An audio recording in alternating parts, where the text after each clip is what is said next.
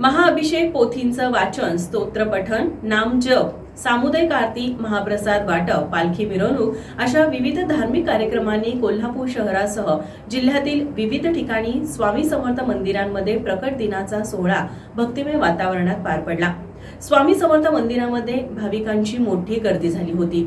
आध्यात्मिक क्षेत्रात मोठी परंपरा असलेल्या श्री स्वामी समर्थ भक्तगणांच्या वतीनं सोमवारी स्वामी प्रगट दिन सोहळा विविध ठिकाणी भक्तिमय वातावरणात झाला। स्वामींची अखंड कृपा लाभू दे, समस्या अडचणीतून बाहेर पडण्याचा सकारात्मक मार्ग दाखवा, अशी प्रार्थना काही भाविकांनी केली।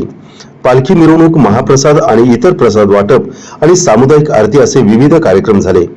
स्वामी भक्त काटकर महाराज यांच्या पुढाकाराने सुरू केलेल्या रुईकर कॉलनीतील प्रज्ञापुरी मंदिरात दिवसभर विविध कार्यक्रमांची रेलचेल होती।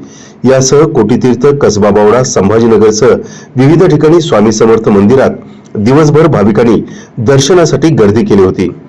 गोखले कॉलेज चौकात, केशवराव भोसले नाट्यगृह समोरील रिक्षा स्टॉप, मध्यवर्ती बसस्थानक परिसरातील रिक्षा स्टॉप या ठिकाणी देखील प्रसाद वाटपासह विविध कार्यक्रम झाले।